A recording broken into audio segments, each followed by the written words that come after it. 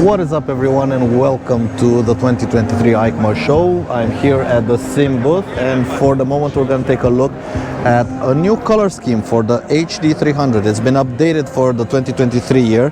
Mechanically it's still just about the same, still comes with the same 50-liter top case.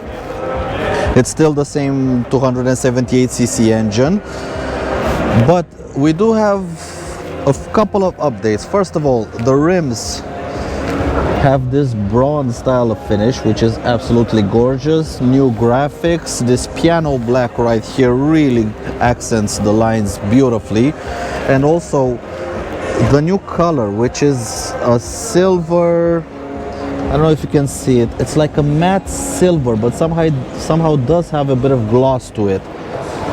Also a couple of more accents, like on the side, right here around the back. In terms of storage space, like I've said, nothing new for the scooter. We still have the same underseat storage, big enough for one helmet and a bit of extra space. Again, the same glove box and also the same dash with the same ABS, full traction control. What is also new for this year is the new fairing right up here. It's a little bit more angular, it's a little bit more cut, shall we say. It's a pretty nice update. The HD doesn't need a lot to make it good, but you do need a little bit of update every now and then, and this new color scheme is absolutely gorgeous. Really brings the scooter up market.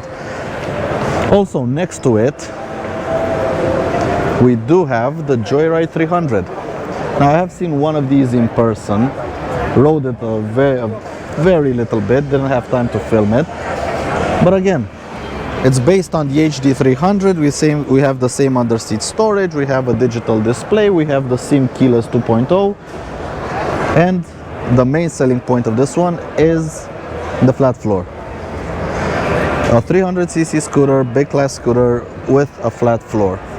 But otherwise, nothing new. I'm still waiting to get it in the showroom and give you a proper review of this little thing.